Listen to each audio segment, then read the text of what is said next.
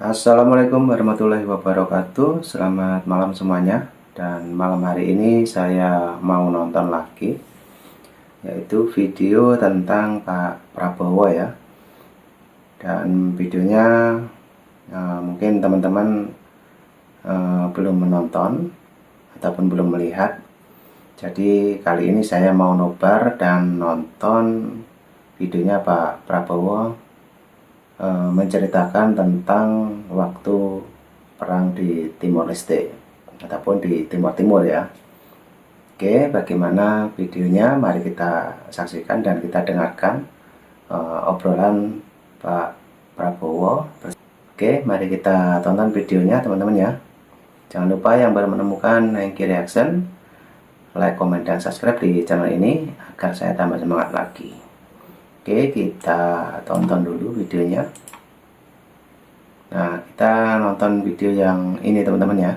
Oke, kita play dulu. Kesulitan makan.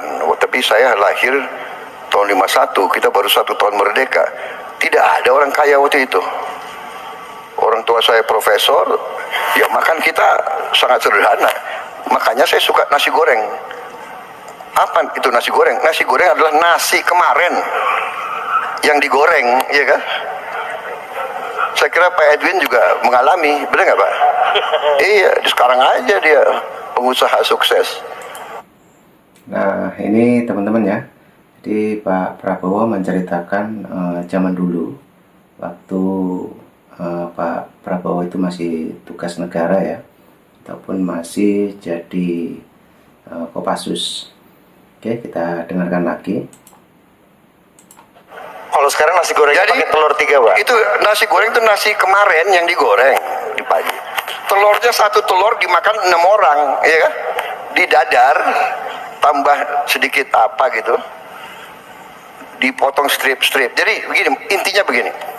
Saya komandan pasukan. Tentara itu operasinya bukan di kota besar, bukan di Menteng. Kita di gunung-gunung. Saya lihat orang kelaparan. Saya lihat orang di depan tenda saya mati kelaparan. Saya lihat.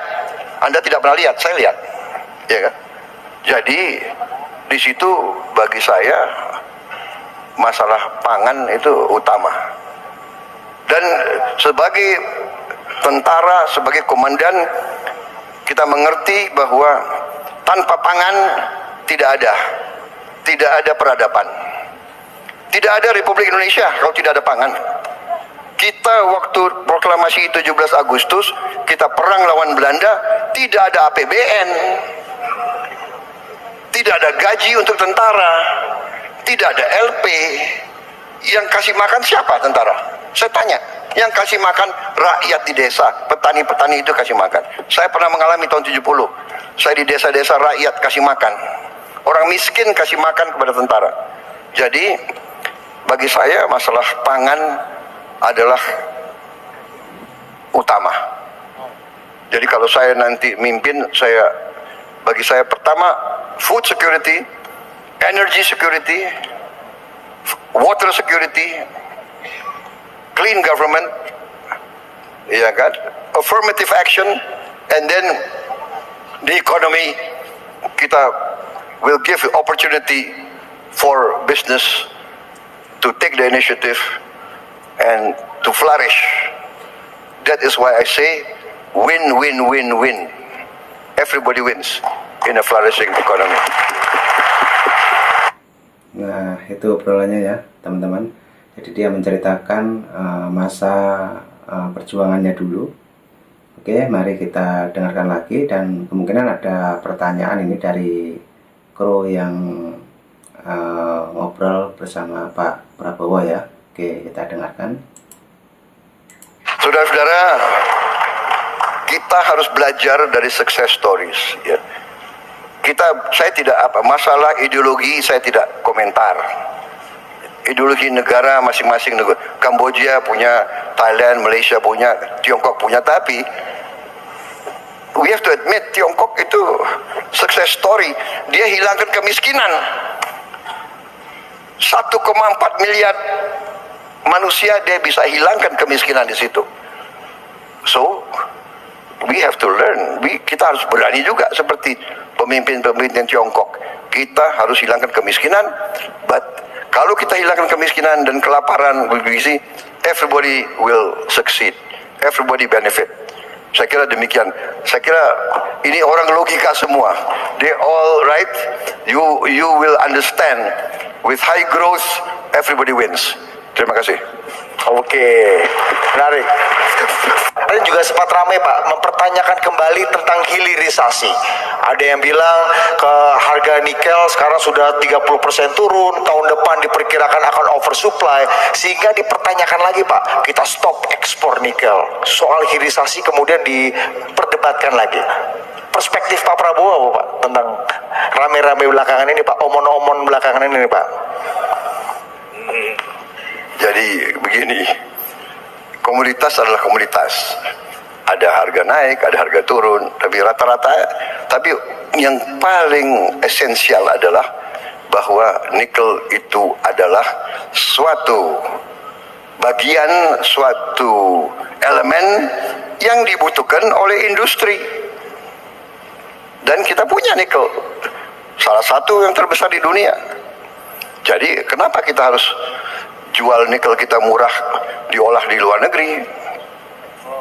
Ya, jadi ini gak tahu saya pemikiran orang-orang itu. Saya benar-benar gak paham. Iya kan? Saya kira itu jawaban saya. Ya. Iya. Dan kita tidak hanya bicara nikel, kita bicara semua. Kita bicara timah, kita bicara karet, kita bicara tembaga, kita bicara rumput laut. Tadi saya nggak sempat bicara rumput laut. Dari rumput laut kita bisa hasilkan pupuk organik. Dan kita punya panjang pantai kedua terbesar di dunia.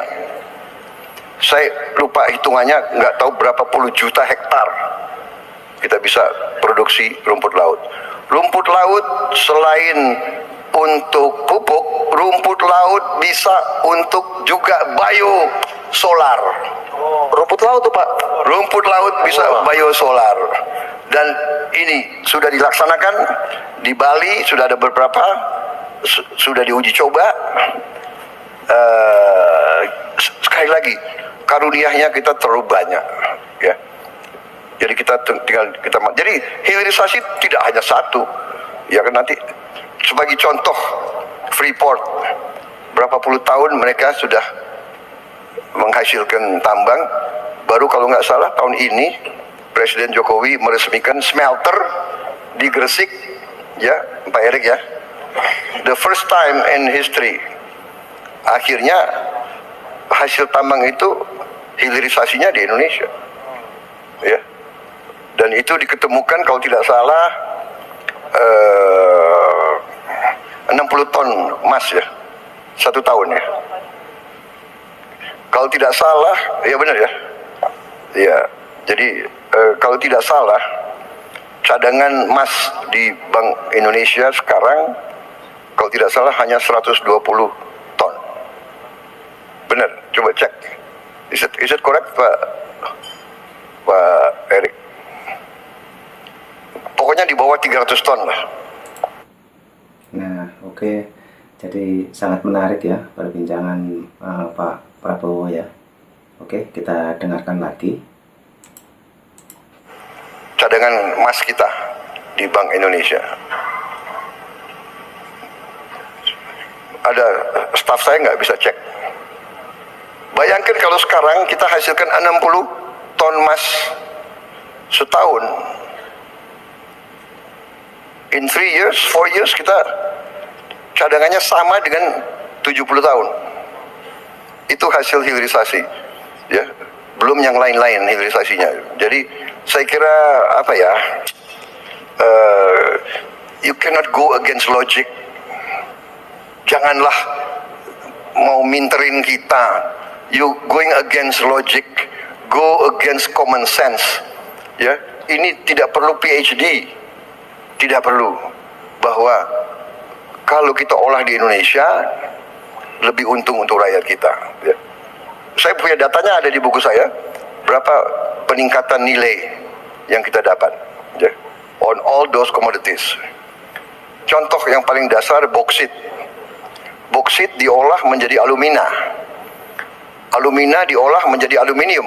Aluminium dipakai untuk TV, untuk pesawat terbang, untuk kapal, untuk mobil, untuk motor. Nearly semua barang-barang yang kita pakai dalam kehidupan sehari-hari ada aluminiumnya. Masa kita jual gelondongan dijadikan aluminium, kita beli mobil, kita beli pesawat terbang, it doesn't make sense, ya. So we are talking about common sense. Hilirisasi vital untuk kebangkitan bangsa Indonesia. Terima kasih. Oke, kita Pak izin Pak, karena animonya luar biasa, kita buka sesi pertanyaan. Siapa yang mau nanya? 2 orang Pak. Nah, kita belah dari blok barat dan blok timur nih Pak ya. Nah, oke teman-teman, sangat menarik sekali perbincangan ataupun ngobrol santai bersama Pak Prabowo ya. Oke, jadi videonya sudah habis. Itu tadi Pak Prabowo untuk bangsa Indonesia ini, ataupun nanti waktu menjadi presiden, yang dikelola adalah tambang dan hasil bumi yang ada di Indonesia. Oke, jadi cukup itu dulu. Hengki Reaction mengucapkan terima kasih. Nanti juga ada video-video yang lebih menarik lagi. Dan jangan lupa like, comment, dan subscribe di channel ini, Hengki Reaction. Oke, terima kasih dan sampai jumpa di video saya selanjutnya. Thank you, bye-bye. Assalamualaikum warahmatullahi wabarakatuh.